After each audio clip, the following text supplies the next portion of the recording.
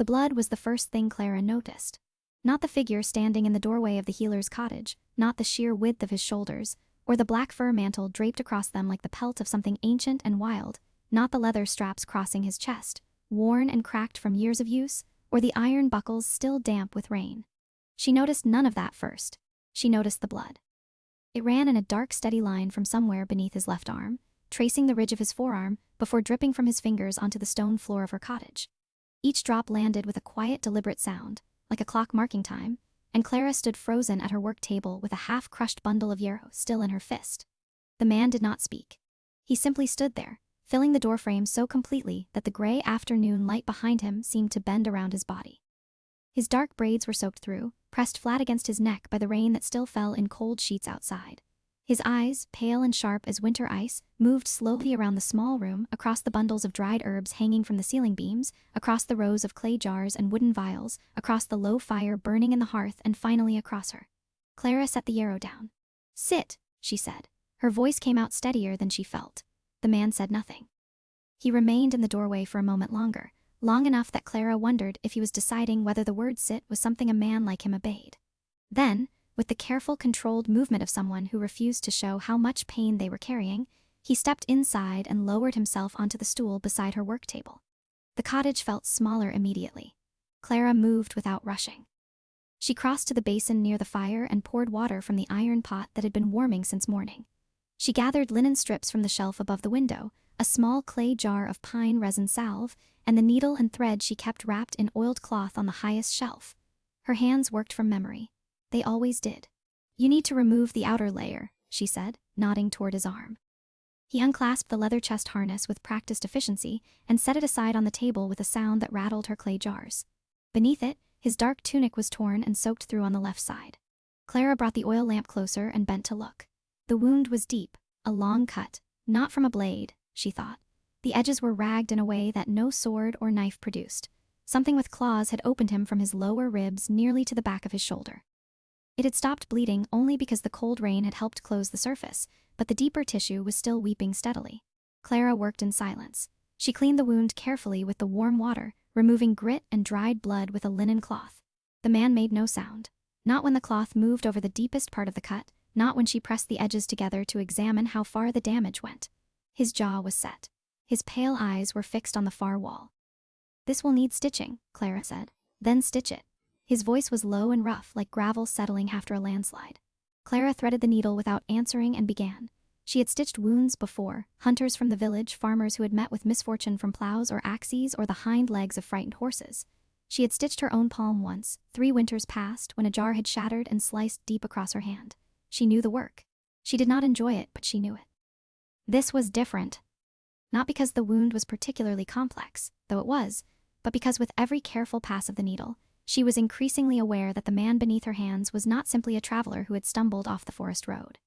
There was something in the way he sat, the deliberate stillness, the absolute refusal to flinch. There were old scars beneath the new wound, pale, silvered lines crossing his ribs and shoulder, too many and too varied to belong to any ordinary life. She tied the last knot and cut the thread. "The pine resin will draw out any rot," she said, reaching for the clay jar. "Leave the linen on for 2 days, don't get it wet again." She began pressing the salve gently along the line of stitches. The fire crackled. Rain struck the shuttered window in irregular bursts. The man's breathing was slow and even, though she suspected it took effort to keep it that way. "Where did you come from?" she asked. It was not entirely curiosity. It was also practical. If he had traveled far in this weather, infection would come faster. He didn't answer immediately. "Then, the Northern Ridge." Clara paused for just a moment. The Northern Ridge was 3 hours on horseback in good weather. In this rain, on a horse, bleeding, she pressed that thought aside and kept her hands moving. "You should rest before you ride again," she said. "I won't be resting here." "I'm not offering you a bed," she replied evenly. "I'm telling you that if you ride out in the next hour, my stitches won't hold. You'll be back on this floor before nightfall, and there won't be anything left to stitch." A long silence stretched between them. "You speak plainly," he said. "Sick people don't benefit from pretty words." Something shifted in his expression, barely a movement, a slight easing around the eyes, and then it was gone. He looked back at the far wall. Clara wrapped the wound in clean linen, crossing the strips beneath his arm and tying them with firm, careful knots. She was close enough to smell the rain still caught in his hair, the cold pine of the forest on his skin, the iron scent of old blood. "What's your name?" she asked. He looked at her then directly, and there was something in that pale gaze, not cruelty, not arrogance, but something older and heavier than either, that made the question feel suddenly very small. "Does it matter?" he asked. Clara tied the last knot and stepped back. "Not to me," she said. "But the next healer you visit might want to know whose wounds she's closing." She turned back to her work table and began cleaning the needle. Behind her, she heard the slow sound of the leather harness being refastened, the low creak of the stool, the deliberate footsteps across the stone floor. She heard the door open, letting in a gust of cold, wet air that made the fire lean sideways. She did not turn around. The door closed. Clara stood alone in her cottage, the needle in her hand, the fire settling back into its rhythm. She looked down at the linen cloth she'd used, dark with blood, and then at the stone floor where those first drops had fallen. She didn't know who he was. She told herself it didn't matter. But when she pressed her fingers to the work table to steady herself, she realized her hands were trembling, and they hadn't trembled once while she worked. Outside, 2 riders waited in the tree line at the edge of the road. They straightened when the tall figure emerged from the cottage doorway and walked toward them through the rain without hurrying. One of them, a broad man with a scar running from his chin to his left ear, leaned forward in his saddle. "My lord," he said quietly, "you were gone a long time." "Ride," said the man with the braids. They rode, and 3 hours later, behind the stone walls of a fortress that sat on the northern ridge like a crown of dark iron, a messenger was sent back down the mountain road with a single instruction, delivered in a voice that expected no argument. "Find out who she is." Clara learned his name the way most people in the valley learned things that were meant to be kept from them, through whispers that traveled faster than any rider on the road. It started the following morning. She had risen before dawn, as she always did, to check on the poultice she had left steeping overnight in a covered pot near the hearth. The fire had burned low, and the cottage held the particular chill of early autumn, clear as throat, the kind that settled into stone floors and refused to leave until midday. She wrapped a thick wool shawl around her shoulders and moved through her small space in the gray half-light, feeding the fire, measuring dried herbs into a mortar, grinding them into powder with the same methodical patience that had shaped every morning of her adult life. She was 24 years old. She had lived alone in this cottage at the edge of Ash Vale village for 3 years since her mentor, the old healer Edna, had died quietly in the bed that now served as Clara's own. Edna had taught her everything: which roots drew out fever, which leaves sealed infected skin, how to tell from a wound's color whether rot had already set in, clears throat, and how to sit beside someone in pain without filling the silence with words they didn't need. Clara had been a good student. She had also been a practical one. She did not spend much time wondering about things she could not change, which was why she had almost successfully stopped thinking about the man with the pale eyes and the deep wound when Marin arrived. Marin was the baker's wife, a round, energetic woman of 50 who treated information the way some people treated bread dough. She worked it constantly, turned it over, and eventually delivered it to everyone in the village whether they wanted it or not. She arrived at Clara's door just after sunrise with a cloth-wrapped bundle of oat rolls still warm from the oven and an expression that meant she had something to say and was barely containing it. "You had a visitor yesterday," Marin said before she was fully through the door. "I have visitors most days," Clara replied without looking up from the mortar. "I'm a healer, not like this one." Marin set the rolls on the table and pulled her shawl tighter. Aldrich the woodsman was coming down the ridge road yesterday evening and he saw them. 3 riders. The one in the middle, big man, dark braids. She lowered her voice as if the walls might carry the words somewhere dangerous. "Clara, that was Lucien Voss." Clara's hand stilled on the pestle. "The Alpha King," Marin continued, watching her face carefully. "Lord of the Northern Pax. The man who ended the Grey Wood War in a single season? The man who I know who Lucien Voss is," Clara said quietly. Everyone in the valley knew. You did not live within 3 days' ride of the Northern Ridge without knowing the name Lucien Voss. He had taken control of the unified wolf pack 7 years ago after the death of his father. And he had spent those 7 years doing what every lord before him had tried and failed to do. Holding a fractured, violent coalition of wolf bloodlines together through a combination of iron discipline and, according to rumor, sheer force of will. The villages along the northern corridor paid their seasonal tribute without complaint. Not out of affection, out of the particular kind of respect that comes from knowing that the alternative is considerably worse. He was not, by any account she had ever heard, the sort of man who visited village healers. He was wounded, Clara said, keeping her voice neutral. Marin's eyes widened. How badly? Badly enough to need stitching, not badly enough to kill him. She resumed grinding. He's gone now. That's the end of it. But Marin was already rearranging her expression into something that Clara recognized as the precursor to further complication. Aldrich also said, and mind you, This is only what Aldrich said, so take it as you will, that there was a rider who came back down the mountain road late last night asking questions in the village about the healer at the edge of the road. Clara set the pestle down very slowly. What kind of questions? Your name, how long you've been here, whether you trained under anyone, whether you had family. Marin folded her hands together on the table. Clara, why would the Alpha King send someone to ask questions about you? Clara didn't answer immediately. She crossed to the window and looked out at the narrow strip of road visible between the tree line. It was empty in the early morning light. Fallen leaves, dark with moisture, lay plastered to the muddy ground. The sky was the color of pewter. I don't know, she said. It was almost true. The answer came that same afternoon in the form of two men on horseback who stopped in front of her cottage with the deliberate, unhurried posture of people who had never in their lives needed to hurry because they needed anything. Clara was in the small garden behind the cottage, cutting back the last of the autumn sage before the frost took it when she heard the horses on the road. She straightened and walked around to the front without rushing. The two men were dismounting. Both wore the dark leather and iron buckle work she recognized from the previous day. Pack soldiers, clearly. One of them, the broad man with the scar along his jaw, she recognized as having waited in the tree line while she worked. He held out a folded piece of dark parchment sealed with black wax. For the healer, he said. Clara wiped her hands on the cloth at her belt and took it. She broke the seal and unfolded the parchment. The handwriting inside was angular and precise. Each letter pressed firmly into the page as though uncertain things had no place in its world. Your services are required at the northern fortress. You will be escorted tomorrow at first light. Bring what you need for a stay of unspecified duration. This is not a request. There was no signature. There didn't need to be. Clara read it twice. Then she folded it carefully and looked up at the man with the scar. Unspecified duration, she said. Yes. I have patients in this village who depend on regular care, an elderly man with a chest illness, 2 children recovering from river fever. She kept her voice even. I'll need someone to send word to the midwife in Crest Hollow to cover for me while I'm gone. The scarred man blinked. This was apparently not the response he had been prepared for. We can arrange that. Good. She refolded the letter and pressed it into her apron pocket. I'll be ready at first light. She went back inside and closed the door behind her. For a long moment she stood in the center of her cottage. The familiar smell of dried herbs and wood smoke, the low crackling of the fire, the rows of jars and the worn surface of her work table. And she breathed. This is not a request. She knew what that meant.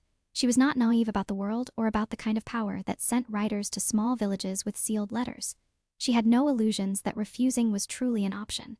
And yet something else moved beneath the fear. Something she was reluctant to name. A needle-sharp thread of curiosity she couldn't quite cut. He had left without giving his name. He had sent someone to ask questions about her. And now, less than a day after she had closed his wound with linen thread in her small stone cottage, the most feared man on the northern ridge had ordered her brought to his fortress. Why? She began pulling jars from her shelves, selecting what she would need. Her hands were steady.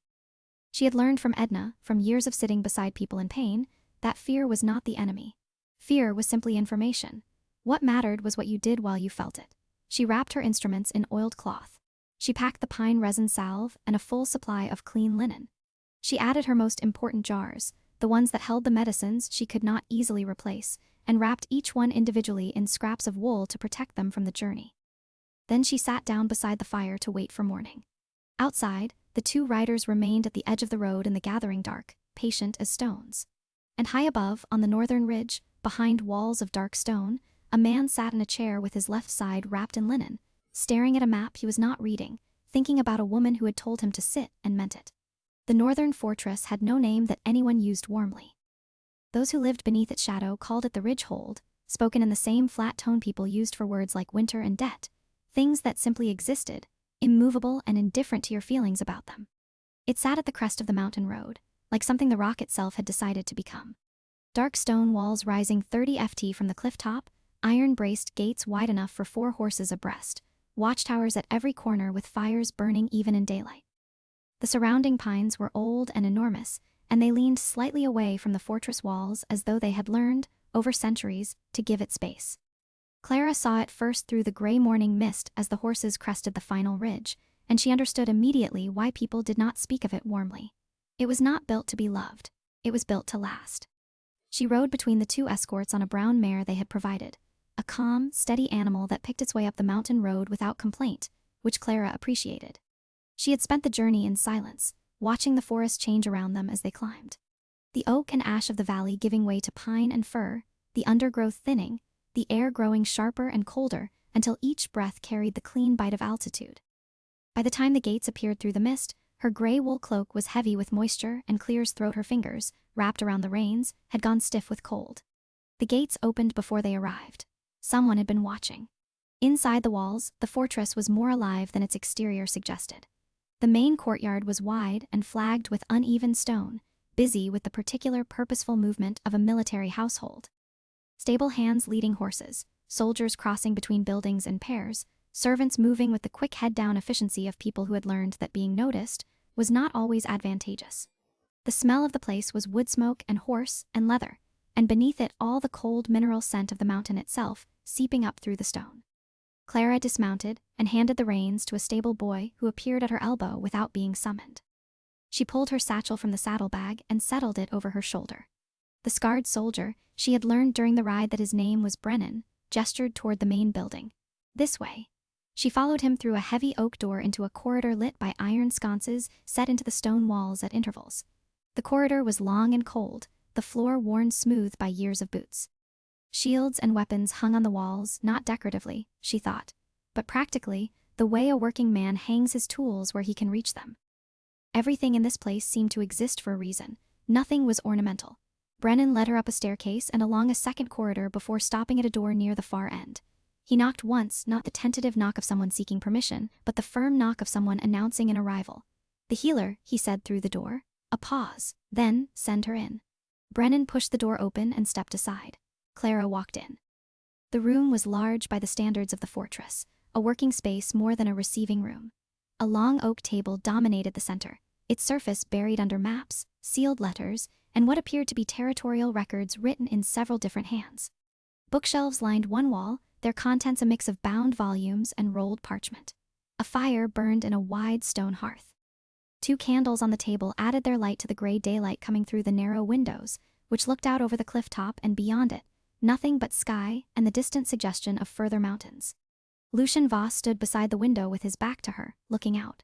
He was dressed differently than he had been in her cottage, a dark tunic with the sleeves pushed to his elbows, leather trousers, boots that reached his knees. No fur mantle, no harness.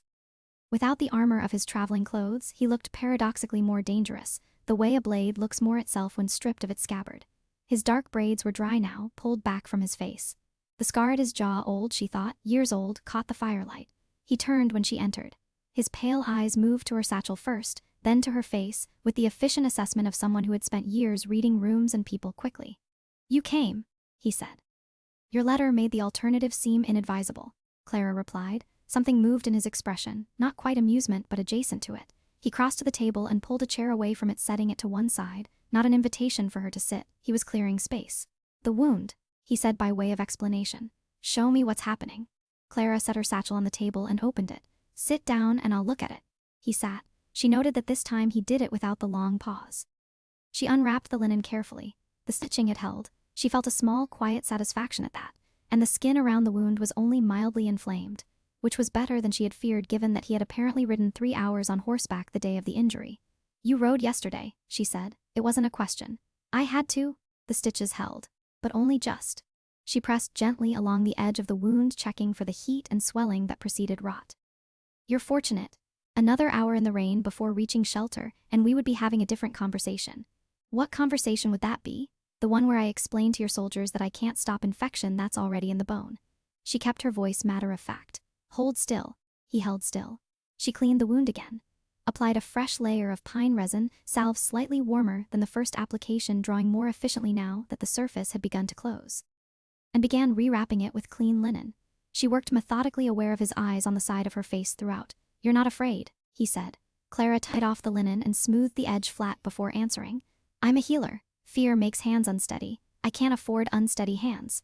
Most people who come into this room are afraid.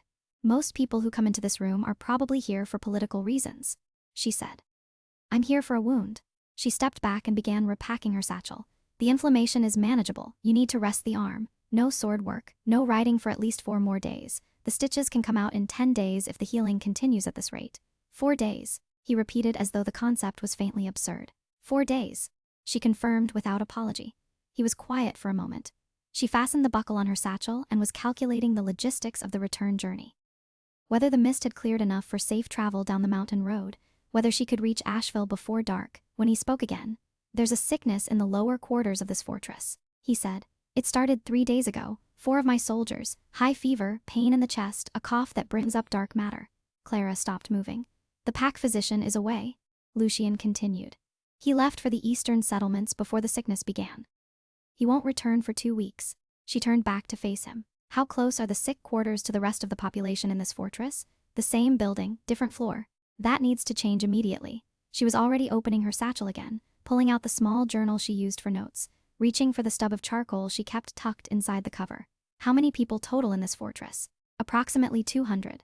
And the 4 who are sick, are they from the same unit?" "Do they train together, eat together, share water from the same source?" His pale eyes sharpened slightly. "Yes, the Eastern Patrol Unit. I need to see them."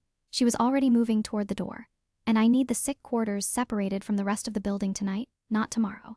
If this spreads through 200 people in an enclosed fortress in autumn, your physician will come back to a disaster." She had her hand on the door before she registered that she had just given orders in the Alpha King's private study, and walked toward his door without being dismissed. She stopped, turned around slowly.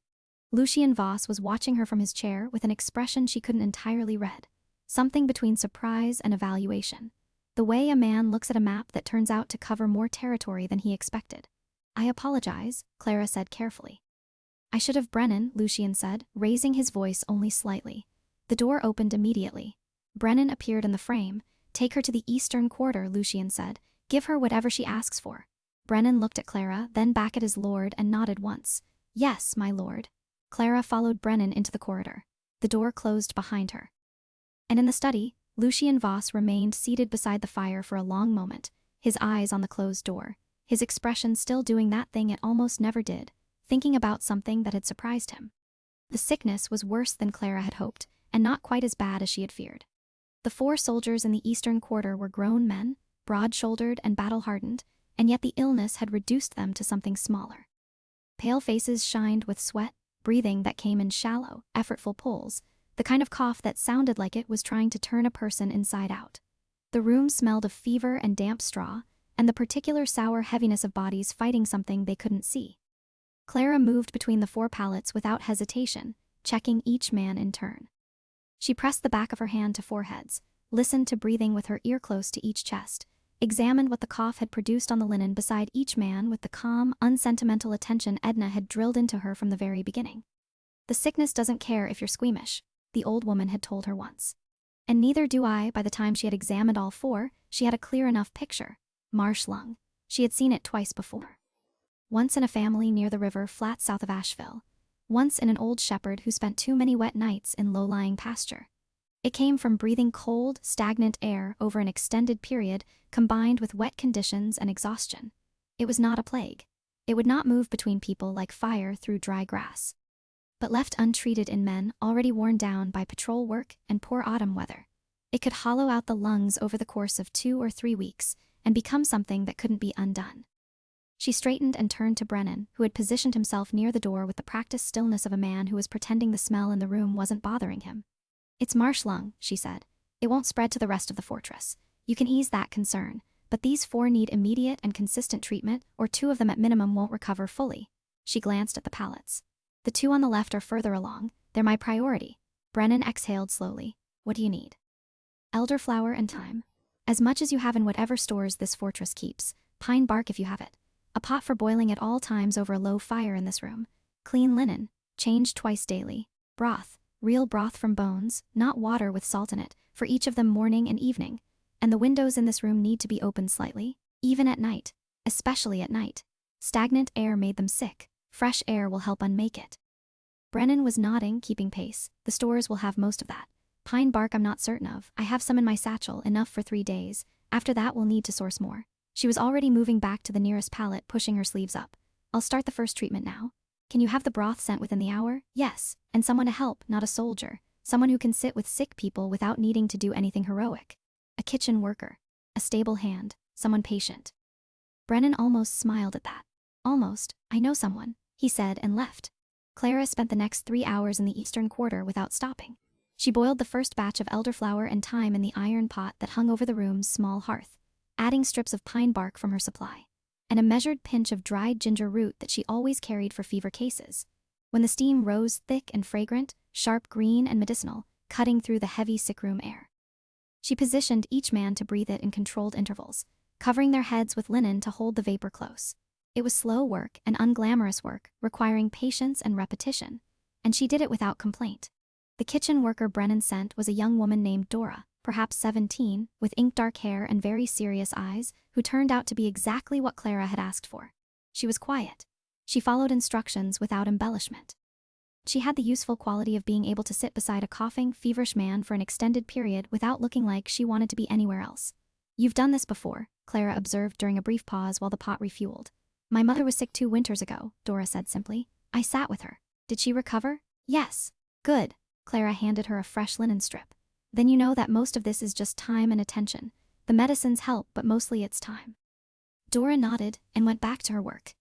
It was nearly dark when Clara finally stepped out of the eastern quarter and into the corridor, rolling her sleeves back down and pressing her hands briefly against the cool stone wall.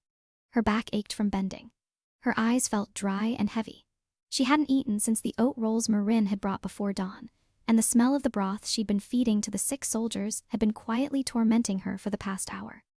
She was mentally calculating whether she could reasonably ask for food before attempting the return journey down the mountain road when she became aware of someone standing at the far end of the corridor. Lucien. He was leaning against the wall with his right shoulder, his injured left arm held slightly away from his body in the unconscious way of someone managing pain they have decided not to acknowledge.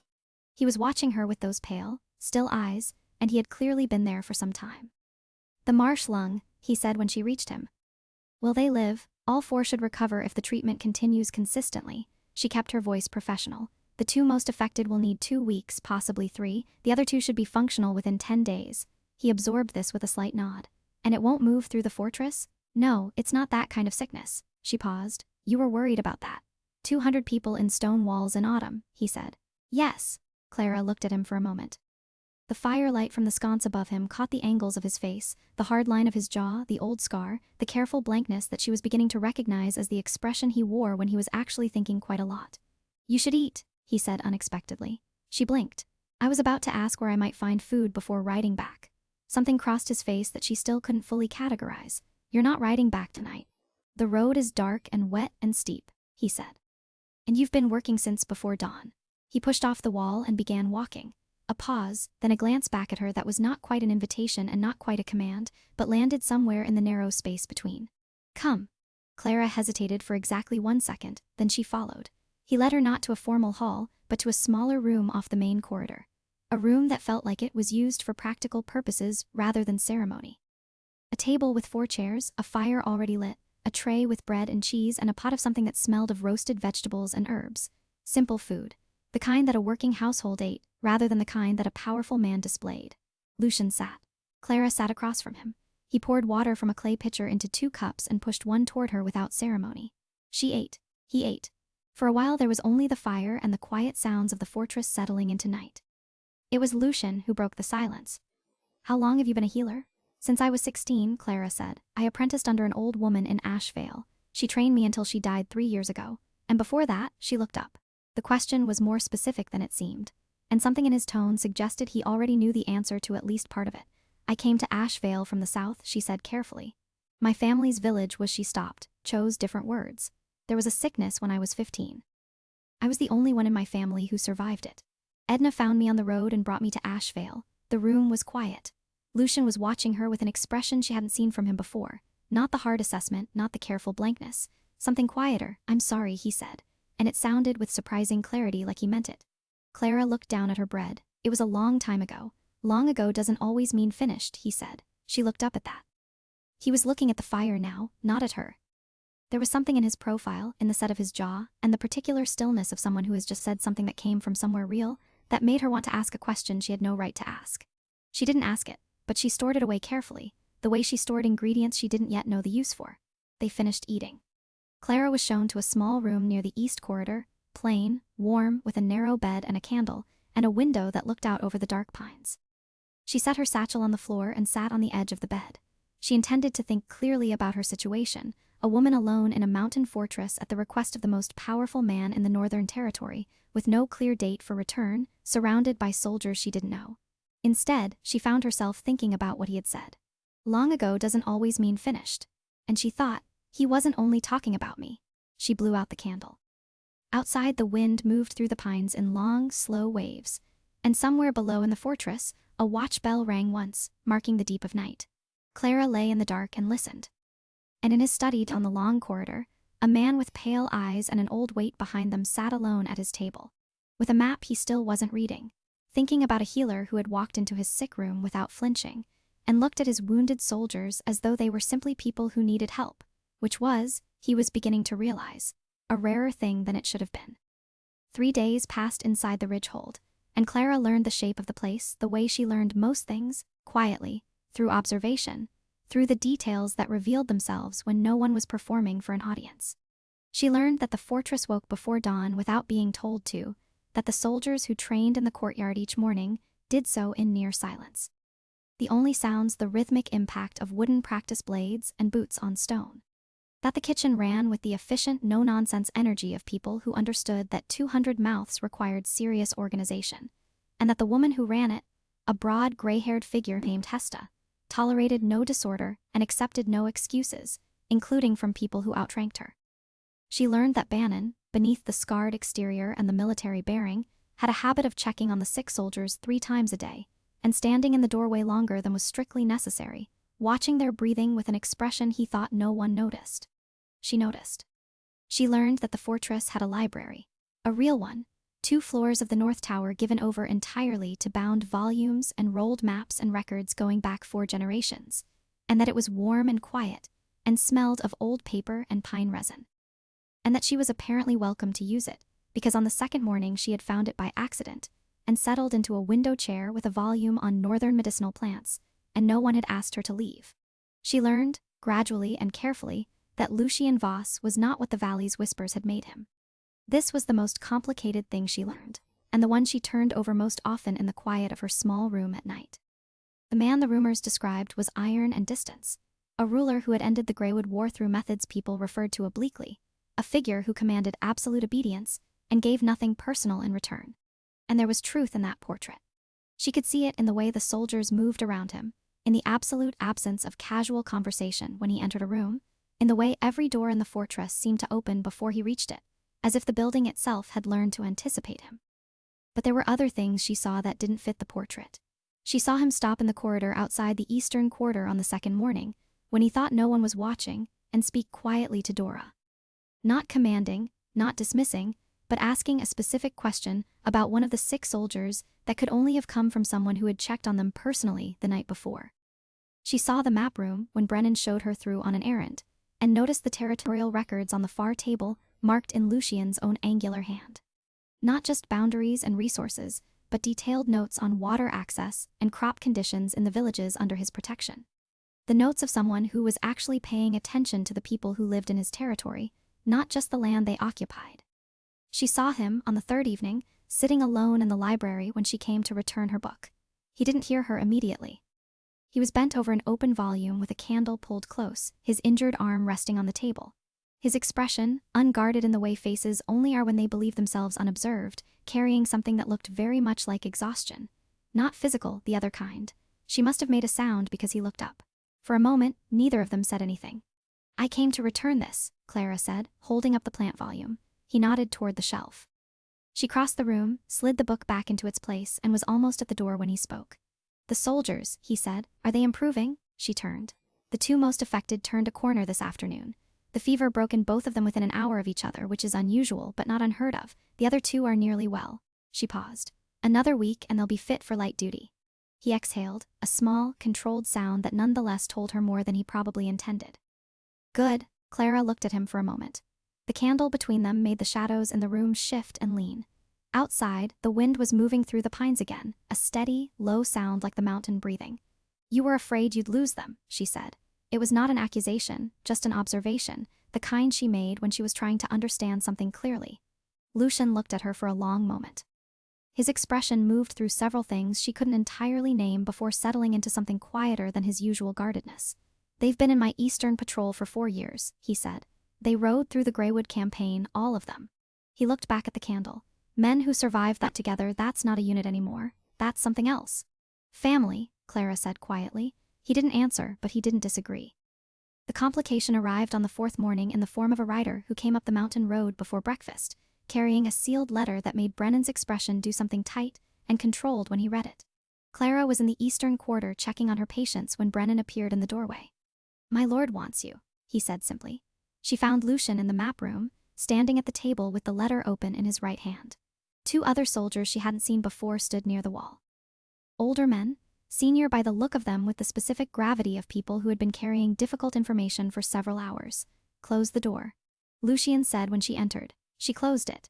"There's a village," he said without preamble, "called Fenwick, 2 days south of here. It came under my territory's protection 4 years ago after the Greywood settlement." He set the letter down on the table and pressed his fingers flat beside it. 3 days ago, someone poisoned their water source. 14 people sick, 2 dead. The sickness doesn't match anything my men have seen before. Clara felt the information land in her chest with a quiet, heavy impact. "The letter describes the symptoms," he continued. "I need you to read it." She crossed to the table and picked up the letter. She read it twice, slowly, while the room waited. The symptoms were specific: sudden onset, violent stomach cramping. The particular gray-blue color at the fingertips that she recognized from a single entry in a volume Edna had kept on rare southern poisons. A book Clara had read twice and never expected to need. Her mind moved quickly and coldly through what she knew. "This isn't a natural sickness," she said. "No," Lucian agreed. "The symptoms, the fingertip discoloration particularly, match copper salt poisoning, concentrated. It would need to be introduced deliberately into a water supply." She set the letter down carefully. This was done by someone who knew what they were doing. The room was very quiet. "Who?" she asked, looking up at him. Lucian's jaw was set. "There is a man named Dorian Ashcroft. He held territorial claims in the Fenwick Valley before the Greywood settlement transferred it to my protection. He has been unhappy about that transfer since it occurred." He glanced at the 2 senior soldiers. "We received intelligence 2 weeks ago that he had been purchasing compounds from a southern merchant. We didn't move quickly enough on it. You need to send healers to Fenwick immediately." Clara said, "Copper salt poisoning is treatable if caught early enough. The 2 who died, if they died within the first day, the others may still have time. They need large quantities of clean water, raw egg white if you can get it there, and willow bark for the cramping. The most critical thing is stopping them from drinking any more from the contaminated source and flushing what's already in their bodies." She was already moving back to the door. "Where are you going?" Lucian asked. "To pack what I have." She stopped with her hand on the door. "I'm going to Fenwick. That wasn't what 2 people are already dead." She turned to face him fully. "And there are 12 more who might follow them if the person who arrives knows what copper salt poisoning looks like in its 3rd day. Do your senior healers know that?" Lucian looked at her. The 2 soldiers near the wall were very carefully not looking at either of them. "No." He said, "Then I'm going to Fenwick." She held his gaze. "Send soldiers if you need to. Send Brennan if it makes you feel better about the road. But I'm going." Another silence. Longer this time. "Brennan," Lucian said. Brennan materialized from somewhere. He had a talent for that. "Prepare a full escort. We ride within the hour." Clara caught the word "we" and felt something shift in the room's atmosphere, but she didn't remark on it. She opened the door and went to pack. The ride to Fenwick took most of the day. They arrived as the sun was dropping behind the western hills, and the village was settling into the particular frightened quiet of a place that had lost people and didn't know if it was finished losing them. Clara worked through the night. Lucian did not hover. He did not interfere. He organized the soldiers into a perimeter, arranged for clean water to be brought from an upland spring 3 miles from the village, and handled with calm, absolute authority the logistics of keeping 200 frightened villagers orderly while a healer moved between the sick with the focused efficiency of someone who had set aside everything except the work. By morning, 4 more of the sick had turned corners. 3 remained critical. By the second morning, all 12 were alive. Clara sat on a low stone wall at the edge of the village as the sun came up, her cloak wrapped around her, her hands folded in her lap. She was deeply tired in the way that follows sustained, concentrated effort, a tiredness that went all the way down to the bone and settled there, not unpleasantly. She heard footsteps on the stone path and looked up. Lucian sat down on the wall beside her, not close, but near enough that she was aware of his presence as a solid, quiet thing against the cold morning air. 12, he said. 12, she confirmed. He was quiet for a moment. Dorian Ashcroft has been taken into custody. His compound was found at his estate. A pause. He will answer for the 2 who died. Clara nodded. She looked out at the village, the small stone houses, the smoke beginning to rise from chimneys as morning fires were lit. A dog crossing the empty square with purposeful, oblivious energy. "What happens to Fenwick now?" she asked. "It stays under my protection." His voice was flat and curt, with considerably more attention than it received before. She believed him. The sun climbed. The village woke around them slowly, cautiously, like something testing whether the ground was safe to walk on again. A woman emerged from the nearest house with a child on her hip, a small boy, perhaps 4 years old, who looked at the two strangers on the wall with the wide, unafraid curiosity of someone too young to have learned that certain people were supposed to be intimidating. The boy pointed at Lucien's braids. Lucien looked at the boy. Something in his face shifted, the careful blankness dissolving into something much simpler and much older. He held still while the child stared, and then, almost imperceptibly, the corner of his mouth moved. The mother apologized and carried the boy back inside. Clara said nothing, but she had seen it. They rode back to the Ridgehold that afternoon, and somewhere on the long mountain road, with the pines moving on either side, and the cold air carrying the first real promise of winter, Clara understood something she had been assembling piece by piece since the moment a wounded stranger had filled her doorframe and bled on her stone floor. He was not a simple man. He was not an easy man. He carried things that had made him hard in places, and he had built walls with a thoroughness and craftsmanship that suggested he had started young and never fully stopped. He ruled through authority because authority was what the fractured, violent world he'd inherited had required of him. But underneath all of it, underneath the iron and the distance and the pale, still eyes that made soldiers straighten when they felt his gaze. There was someone who checked on sick men in the night and kept careful notes about water access in small villages and had looked at a clear's throat 4-year-old boy pointing at his braids and almost smiled. She didn't say any of this. Some things she had learned were better held quietly for a while. A month passed, then 2. The 6 soldiers of the Eastern Quarter returned to full duty, and Dora, who had sat beside them through the worst nights, was quietly given a promotion in the kitchen hierarchy that everyone understood and no one formally acknowledged as connected. Brennan lost some of the tension around his eyes that Clara had noticed when she first arrived. The Ridgehold's small infirmary, which had previously been stocked with the functional minimum and little expertise, began to change. New jars appeared on the shelves. Certain records were started and kept with consistent care. A second healer was brought from the eastern settlements to assist during the winter months, a young man named Fen, who was competent and eager and grateful for guidance. And Clara gave it to him without reservation. She stayed, not because she was ordered to.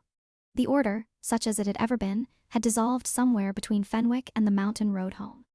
She stayed because the work was real and needed, and because the Ridgehold, which she had entered as a stranger summoned by a wounded king, had gradually and without ceremony become somewhere she recognized. Edna had told her once, in the particular way the old woman had of delivering important things as though they were obvious.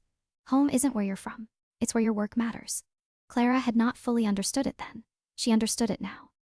On a morning in late autumn, the first hard frost of the season crystallizing on the courtyard stones and the pines standing white-hedged against a pale sky, Clara was in the library returning a volume when she found Lucien already there.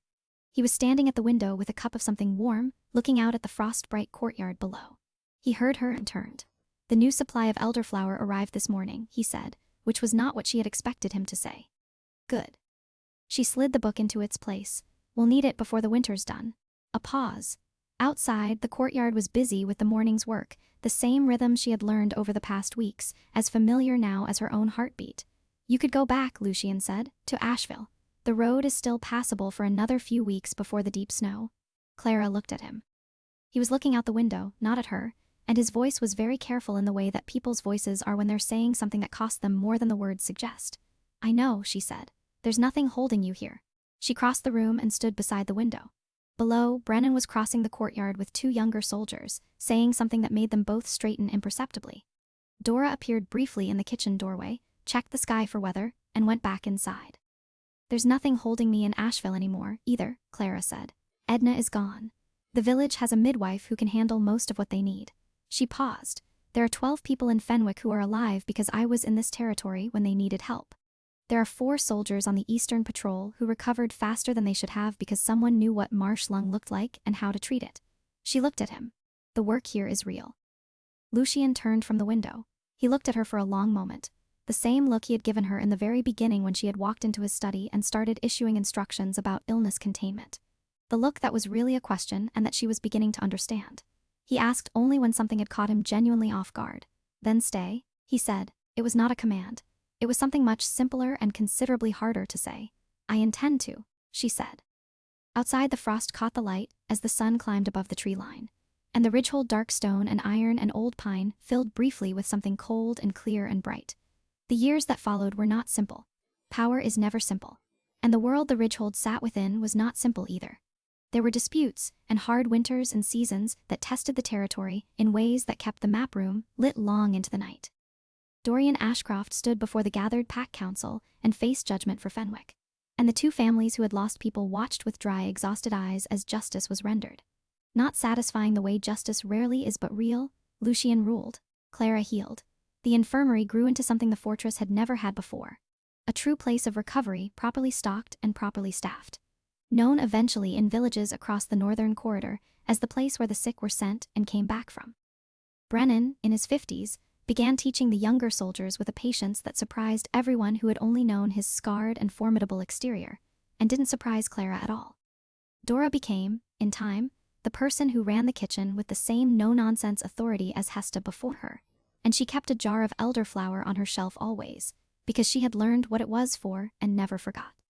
And Clara, who had come to the Ridgehold with a satchel of medicines and no intention of staying, who had spent 3 years alone in a stone cottage learning that grief could be survived and work could be a kind of anchor, Clara found that the walls she had built around herself after that long-ago sickness had taken her family. The walls she had tended carefully and trusted completely had developed, without her noticing, significant gaps. She did not patch them. She let the cold air in. She let the firelight in. She let the particular kind of knowing that comes from watching someone through hard work and hard seasons and hard decisions and seeing what they are made of. She let that in, too. On a winter evening, many months after the frost morning in the library, she and Lucien sat in the small room where they had first eaten together, and the fire burned. And outside the snow fell thick and silent against the dark pines, and they talked until the candles burned low about the territory, about the people in it, about what Edna had told her once about home, about things that happened long ago that were not, as it turned out, entirely finished. And the Ridgehold, which had been built to last and never to be loved, held all of it in its old stone walls without comment, which was, in the end, exactly what it had always been made for. The 6 soldiers of the Eastern Patrol grew old in the service. They had chosen and spoke sometimes of the winter the marsh lung came, and the healer arrived who did not flinch at anything. Dora's elderflower jar sat on its shelf through many winters and was never empty. Brennan, whose name had made men straighten for 30 years, sat in the courtyard in his final seasons and told the youngest soldiers things that surprised them. The village Fenwick rebuilt its water channel with stone brought down from the upper ridge, funded quietly from the Hold's treasury, and the fountain at its center ran clear through every season that followed. Clara's satchel hung on a hook beside the infirmary door, worn soft from years of use, still packed, still ready. The Ridgehold stood on its cliff through storms and thaws and the long, slow turning of years. Its fires visible on clear nights from the villages below, a fixed point in the darkness, a light that people in the valley learned eventually to find reassuring rather than forbidding. It had been built to endure. It did.